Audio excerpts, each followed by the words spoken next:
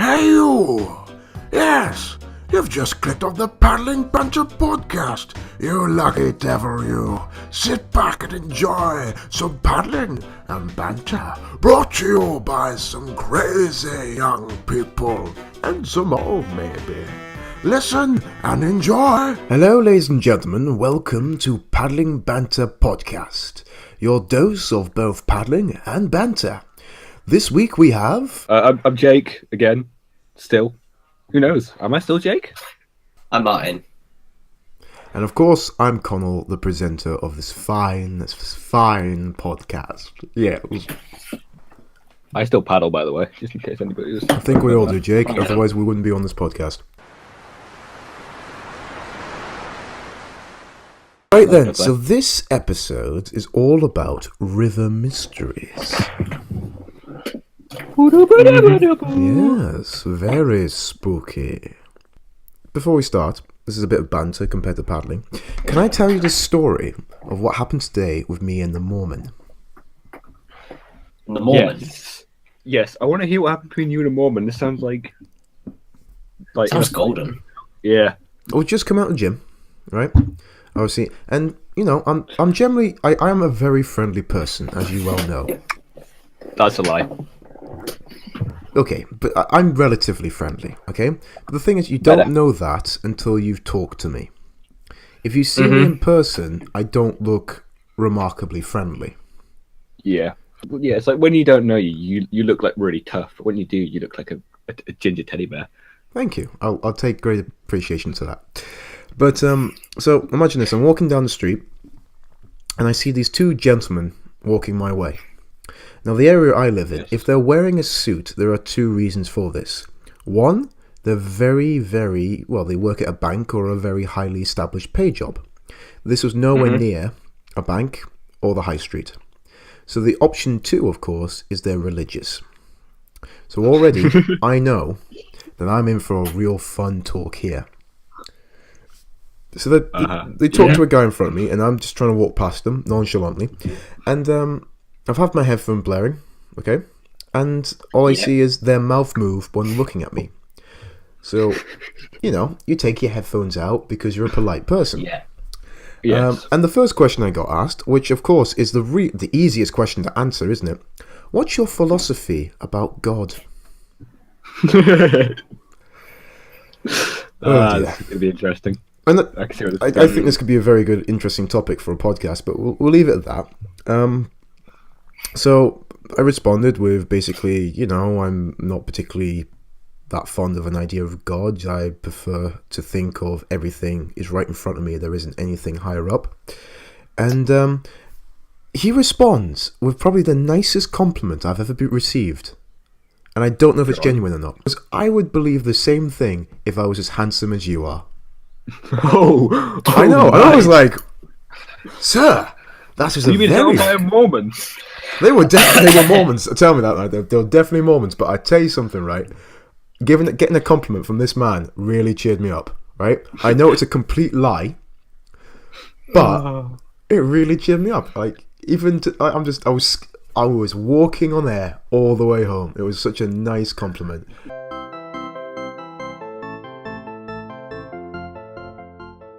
So anyway, going back to the topic of the podcast, river mysteries. Does any of you have a freaky thing that's happened to you on a river? Freakiest thing is finding a trainer. We found it. So we were doing our normal run down the Coca, you know, all well and good, nice and happy. And so we get down the bottom of the weir, you know, it's low water, so we were just sort of there. And middle of the river, tied onto a branch, like literally tied into this branch, was a trainer. Just tied in. Now, it wasn't tangled in, it was tied in. And we were there for a while. Yeah, we were there for a while. So we tried untangling it for a bit, and we were there, and you're like, how the hell did this get here? Now, the question is, you know, there is one man now walking around with one trainer and a very good story. Yeah.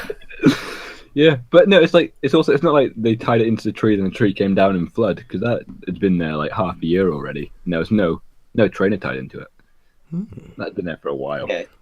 So the logical conclusion is there is a ghost that likes to tie trainers in the middle of rivers. Speaking of losing shoes, the top three scariest thing I've ever had in a river, or not on a river, but just around a river on an expert. I put my shoes in somebody else's like doorway to their tent, thinking it was my tent earlier on in the night. Woke up the next morning, didn't know where my shoes were. Terrifying. Do you know the funny thing is, Jake? I'm just going to tell you this, right? It sounds like a very similar story to me, because I remember waking up one day with some random trainers in the middle of my doorway, and all I did was lob them across the fence. It was just... Do you think it's it sounds very similar. I don't know what's going on. Yeah, I did find them across the fence. I don't think they're related in the slightest. Okay, freakiest thing that's happened to me. I don't know if I've ever told you this story, but let me recap it. So this is when I was paddling in the States. So the camp I was working at was right next to the riverfront, a nice big lake. It was huge, this lake. And this was probably a week since I'd been there. No kids were in this summer camp. It was just staff getting trained up to be summer camp staff. That's a completely different story, and that'll be an excellent story to tell later. But I decided every morning I'm going to go, because the showers there were terrible. So I thought, I get that. Lake water, that's water. Why not bathe in this lake? Because that'll get me clean, and it'll be excellent. So the first day I was there, decided to swim in this lake about 6 in the morning. The sun was nice. Nothing on the river. The river was completely flat. Not river, sorry. The lake was completely flat. No one around. I mean, no one. Okay. I looked around. No one was there. Just as I was about to jump in, I swear I heard a voice next to my ear saying, "Don't do it." Oh, that's actually creepy. Right? And I'm not joking. I looked around. Creepy. And there was no one there, right? But the thing is, because obviously I'm from the north and I'm quite a stubborn bugger, I jumped in anyway. So some spirit is like telling you, like warning you of the grizzly bear shark that's in the water. Mm-hmm. I would like to see a grizzly bear shark. Like half grizzly, half shark. It's in the water. He's telling you because he died by jumping in, and the grizzly shark got him. And you did it anyways, Connor. I think you should listen to spirits more often, mate. But I didn't die from a grizzly bear shark, did I? Still, there are two things that happened to this. Okay, one, the ghost was talking rubbish, or two, I was much more scary than this grizzly bear shark because it swam away. Now, I like to prefer the latter of that one. I frightened off a grizzly bear shark. It was obviously that handsome face of yours. I mean, it just took one look and just like, oh, he's way out of my league, and just left. It happens. It does happen. It happens more than I like to admit, but it does happen. It wasn't. Yeah, you didn't scare it away. It's just like, how can I kill his pretty face? He is, he got like kind of a weird thing. He was like, I've got to kill him, but I love him too much. Let's go to the main part of this podcast. So obviously, the beautiful thing about rivers and lakes and water is you can't really see what's below it. So that has actually stemmed many stories of monsters from the deep. So we've picked 3. So each of us have picked a monster that we'd like to talk about today. So let's start with Martin, because Martin, yours sounds really interesting. Before we start, you must try and tell it in a very spooky way. Yeah, am I allowed to adjust my lighting? Well, you can. I don't know how that's going to affect your voice, but yeah, sure, if you want. The creature I have chosen is a little thing called a diving bell spider. Because, rivers weren't terrifying enough, they had to throw spiders on them as well. So this thing, you can find them anywhere in northern Central Europe. You do get them here every now and again. You also find them in the northern reaches of Asia. So you see this thing, it's a spider which lives entirely underwater. Like, completely. And it's pretty small, you don't see them. They're nasty little things. Spiderfish. No, it's just a spider, it's not a spiderfish, it's a spider. Stop interrupting.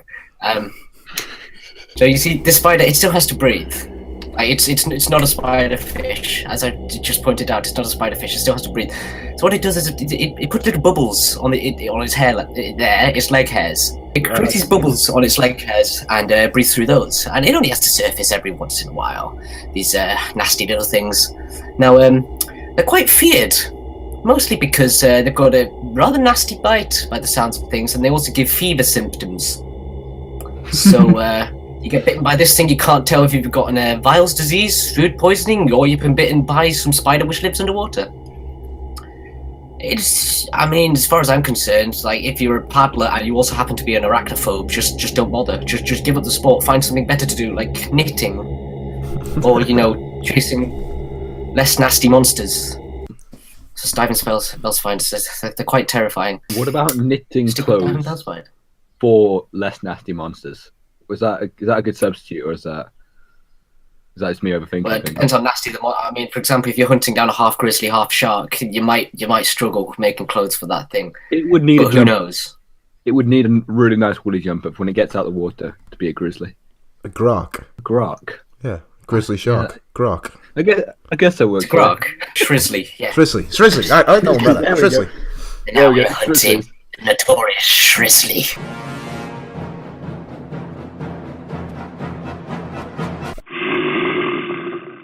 Jake, tell us about your monster. Fine. Well, I have a couple of monsters. I think I'm going to go for the Doobage, which is the Hoobachu? The Hoobachu? The Doobage. The Doobage. Which is Pikachu's less nice cousin. So you got. It does sound like a Pokemon, doesn't it? Yeah. It's the evolutionary traits. You got Pikachu, Raichu, Doobage. That's where it goes. Doobage. Okay. Yeah. So. Random chance of Raichu evolving. Yeah. A Doobage is a beaver shark. No, shark. Beaver dog otter. Like, imagine all three of them mashed together. Okay. You sure it's not just a platypus? No, not a platypus. A beaver dog otter. Otter, really okay. Mad things. And these things apparently appeared around Ireland, or the Irish folklore. Okay. And yeah, they are said to attack dogs and people in groups. Like the Doobage attack in groups, and they attack dogs and people. Which I think is just a bit terrifying. You're taking Fluffy, the Chihuahua, to the Irish beach for a walk. You're having a great time, and then a beaver otter dog comes out of nowhere. Fluffy's gone. It's a Doobage though. Fluffy is. You're not seeing. All I can picture now is a bunch of deformed Raijus running up a beach towards you. Like, it's just. I feel like I've just offended a whole bunch of Pokemon fans, but it's fine. Well, that would make Pokemon Go a lot more interesting, wouldn't it? I mean, just be like, oh, it's a Doobage! No, I've just caught a Doobage! Now I thought, what if you're playing Pokemon Go, right? You're looking through the camera, and you see this thing running at you. Oh, it's just a Pokemon, and then it takes you. Like, I imagine they pick you up and they carry you back into the sea. You've never seen it. Oh, that'd be. Oh god. But yeah, these things. Well, they were first seen in 1684, so they've been around for a while. The cheeky buggers, and yeah, the last time they were seen was in 2003. Apparently, if they existed, who knows? And the thing that people claim is the most evidence for them to exist is there's a grave from the 1700s stating that a woman was killed by the little buggers. Oh. Which so there's a grave. I don't know where in Ireland, but somewhere in Ireland there's a grave saying "woman killed by Doobage." Yes. So apparently Pikachu developed a murderous fascination for abducting people, evolved a few more times, and then moved to Ireland. Pretty much. That's where it seems to be going. Like that's what I found my evidence. Doobage works for me. Gotta love a Doobage. Yeah.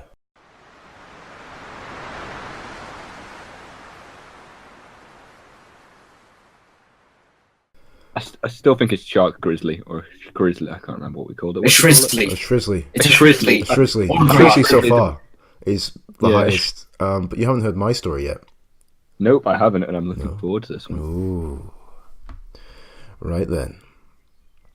So this one, actually, these are it's an interesting one, this one, because this isn't well, it didn't actually have a name for the monster, but it's more to do with what the place is called. And prepare the spooky music. This place is called Devil's Lake. So this is something to do about the Devil's Lake's monster. £4 entry fee, lads. So this is on the stretch of the Erie. And basically, Devil's Lake was carved by a glacier during the last ice age, and is alleged home of a pair of aquatic monsters. Now this is how the story starts. One of the earliest legends involving the first of the Devil's Lake monsters revolves around the Nakota chief, who assembled an expedition of warriors to go on a late-night hunting trip on the other side of the lake. That was smart of him. Yeah, well, the thing is, right, all these, it never starts with, like, we're just going for a bit of shopping. It's always like, we're going for an expedition, isn't it? Yeah. We are going to slay something. We're going to hunt some Doobage. That's what they were doing, all right? They were going to kill some Doobage and some Shrizzlies, all right? But this happens. Wait for it. The full moon reflected off the night blackened water as the young men and their leader slipped the canoes into the lake and began their late night trek. The trip was... I'm getting goosebumps. Ooh, it's good, isn't it? The trip was proceeding uneventfully when suddenly a flurry of tentacles ripped through the surf, capsizing the canoes and pulling the thrashing, terrified men beneath the mucky waters. Although no one survived this ill-fated expedition, their screams alerted fellow tribesmen who rushed onto the beach and were able to bear witness horrific events in grisly detail due to the moonlight glow. Well, that's... maybe the monsters were the heroes. I mean, you said it was a whole bunch of warriors on an expedition. Who knows what they were out there for? I think they were after squids. I think they were after squids myself, you know what I mean? Maybe they were going to go kill baby squids. I'm giving the benefit of the doubt here. The monster was the good thing. They were going to go kill baby squids, the baby squid school. Just misrepresented, isn't it? Yeah, pretty much. It really is. I'm fed up of these hunters being claimed as heroes when they're just being, you know. Anyway, so obviously all mythology sort of stems from stories and other things. So, as we've just proven out on this podcast, you can create monsters very quickly. So do any of you have monsters you have sort of made up on river trips to frighten the less experienced? Oh, I've got a couple. I've got one which is used every time, seeing as, you know, we're coaches and stuff. I like to use to the smaller kids, don't get out your boat, there's a giant killer whale in the river that will eat you. That's a good one for little kids when you're teaching them. But my personal favourite is, we were doing an expedition down the Tweed. And on this expedition, there was this lass. This lass wasn't the brightest thing in the world. But she was, you know, she was a nice person, but not too bright. So, I think it was the second day, somebody came up with the idea of, there's killer octopuses in the river that will eat you and stick to your face, like the face hugger things from Aliens. And for about 4 or 5 days, she was terrified of the killer octopuses that were going to come and sneak up on her and eat her face. So it got to the last day, and somebody said, "You realize that these things don't exist?" And like the sigh of relief was just phenomenal. Like it was just, I've never heard like one person sigh like with happiness so much, and everybody else break down in tears because they were laughing so hard at the same time. It was genuinely beautiful. Oh dear. I believe because obviously that was on the, which was that on the Tweed? Tweed 2014. Tweed. Yes, I was on that one. I remember that one because I remember the lass you were talking about because I don't know, she was well, I don't want to be mean, but I think gullible is probably the best word to describe her. I remember we went definitely. One night we went swimming in the Tweed itself, and it was a point in which it was quite a shallow part of the Tweed. Yeah, or at least there was a shelf that we could swim on. Yeah, it wasn't deep. And see, I remember we were swimming in there, and she's like, she was asking me because obviously I'm supposed to be more experienced, are these octopus real? And I feel, oh, of course they are, but they keep to shallow areas, where there's little rock crevices. And of course, where we're swimming, that's where the shallow areas, where the rock crevices. And I'm like, don't worry, it's absolutely fine. They're not going to. At that point, I dove underwater and just disappeared. Okay, I believe she ran out of the lake at that point. Yeah, so I also have another story as well. This is obviously this is a couple of years before you started doing the expeds. Yeah. But we obviously were having a day because it had been raining constantly, so we were having a day when the river was in spate, and these guys were not ready for the kind of paddling. So we had a day off just to dry kit and just to watch the river go past. It's a really nice day. And as we were paddling down this river, I believe it was Spey, we saw mink traps all the way along. Now, minks are just relatively small creatures that they'd want to sort of get rid of. They're trying to cull some of it in Scotland. So I had these mink traps. And I got asked by another paddler, what are these things? And I said, they're mink traps. And this is during the day off, so we're all quite tired. So it was me, this other person, and the person who just asked the question.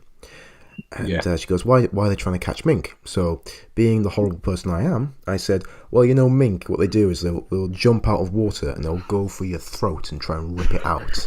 Right? They'll try and take it out, right? And the reason why you don't want to provoke them, the way you provoke them is put your fingers in the water and wriggle them. And she said after that, oh, is that the reason why I got told to take my fingers out the water? Yes, it is, yes. Right? And she didn't believe me fully. She was 99% sure there, right? She was 99%, all right, I believe this, but 1% in doubt. So she turns to her friend who's right next to her and props to this guy, right? Props to this guy. He instinctively turned around and went, yeah, it's completely true here. Yeah, definitely, right? No thought in his head. So the entire exped, she believed it, right? Absolutely believed it until we told her on the last day it was complete rubbish. Then she chased after us with a paddle. But it was incredibly funny just to see how scared she was to just even put her finger in that water. Well, let's go down the path of really old legends. So obviously, the thing about river monsters and lake monsters is that they're well known to their areas, but it's when you go to the sea, isn't it, when you actually hear the real monsters appear? Yeah. So, yeah, I think that's where the real monsters are. So let's talk about the Kraken. The Kraken. Ooh. We have a lot of fun with the Kraken. We're good mates. So, Martin, would you like to tell us about the Kraken, or I'm putting you on the spot here?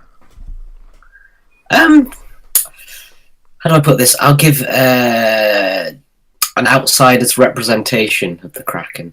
Go on. Shall I say? So, of course, some say, if you watch those films, what was it, Clash of the Titans or something like that? Of course, the Kraken is something that you blatantly have to release on the orders of, a death god.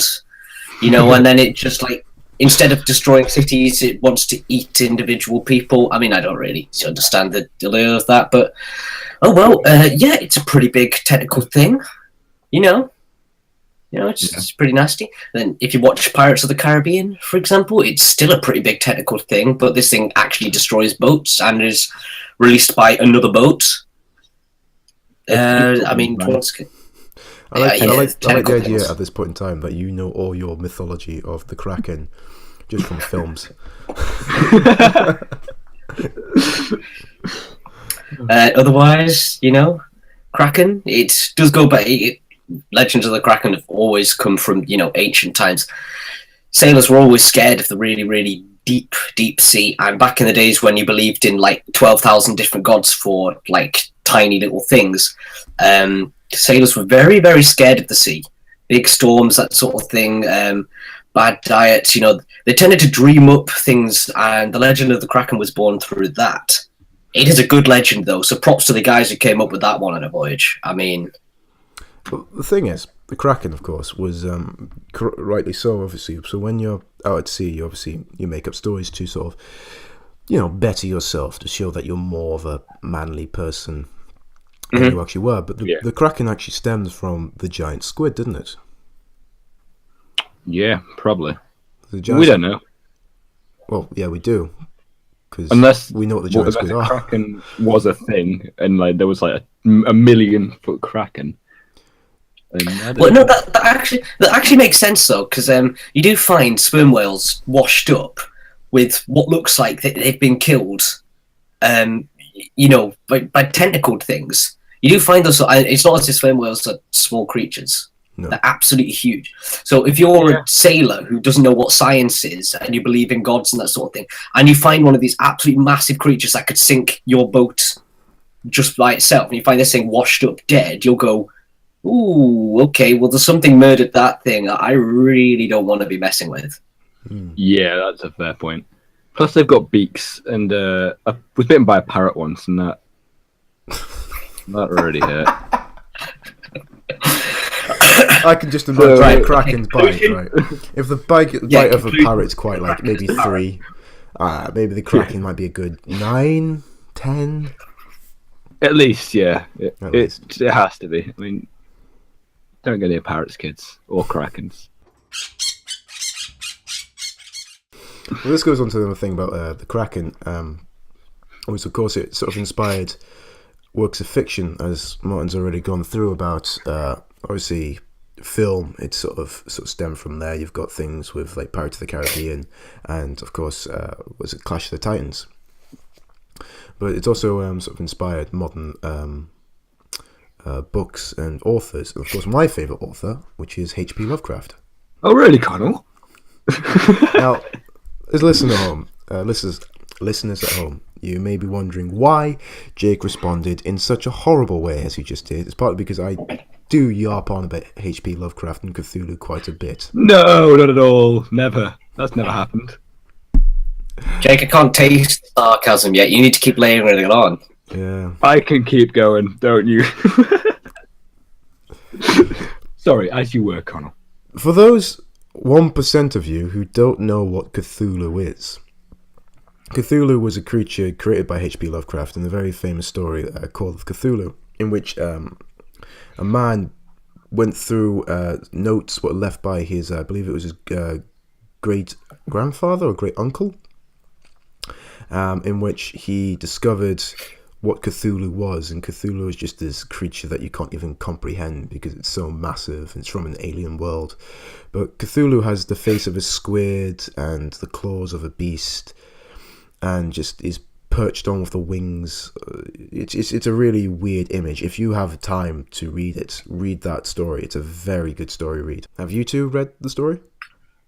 No, I haven't read the story as such, but I am a Lovecraft fan. More like, well, I'm both a Lovecraft fan and I'm a love of the poetry within Lovecraft. You know, whole Lovecraftian sort of thing. Like, even though it's tales of the unknown and, you know, powers beyond imagination, it is very poetic and very like applicable to real life as well. Surprisingly, even though you can't comprehend these things. I mean, who knows? Maybe you can't. Maybe you can't comprehend real life. Yeah, well, I can't. Like, that's just a fact. But yeah, I was going to read it, but I kind of had Connell's audiobook on a couple of getting to and from the river, where Connell would essentially read the book while driving. I'm not, you know, from his mind. Oh, and yeah, so I don't need to read it anymore because it's been read to me like 4 times. I don't do justice, mate. I really don't do it justice. Here's a quote from the book. The oldest and strongest emotion of mankind is fear, and the oldest and strongest kind of fear is fear of the unknown. Ooh. Mm-hmm. So it shows, like, obviously Lovecraft, he's a very troubled person, and he actually does have quite a lot of racist tendencies. But his work is something amazing. It is horror, but quite honestly, there's only ever been one story that I thought, oh, that gave me a bit of a shiver. The rest of the time, it's quite just meh. But very interesting read, though. I think that's a perfect place to stop the podcast. Excellent. So, thank you, Mr. Jake and Mr. Martin, for joining me today. Thank you, Mr. Connell. And thank you, listeners. Thank you, listeners, for listening to the Paddling Banter podcast. You have just been listening to the Paddling Banter podcast. Come and check us out on Facebook, where you'll find a selection of paddling-related jokes. Thank you for listening.